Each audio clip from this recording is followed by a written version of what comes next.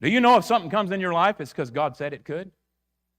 And He intends it for your own good, whether it's for chastening, for correction, whether it's to feed you, fuel you, encourage you, straighten you out, hurry you up.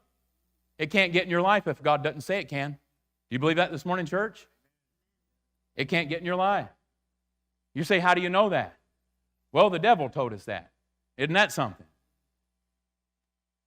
God said in Job chapter 1, hast thou considered my servant Job? There are none like him in the earth, one that feareth God and escheweth evil. And the devil said, well, of course he does. You've put this hedge about him and I can't get to him. The Lord said, that bother you, does it? Yeah, because if you'd moved that hedge and I got to him, he would curse you to your face. And God said, okay, here's what I'll do. I'll move the hedge. Go and take a lick, but here's how far you can go and no further.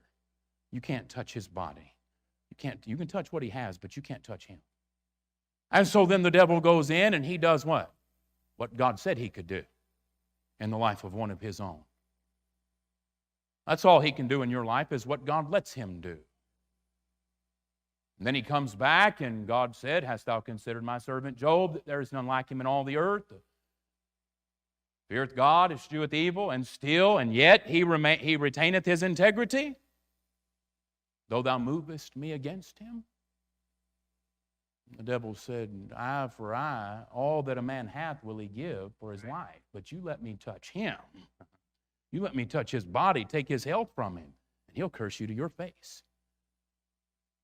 And the Lord said, all right, you can get a hold of his body. I'll let you do that. But you can't go no further. You can't take his life. And the devil went and did what? What God said he could do. That's all he can do is what God said he can do. He's powerful this morning, the devil is. But honey, he's not all powerful. That position's taken. God's not accepting applications. Position filled.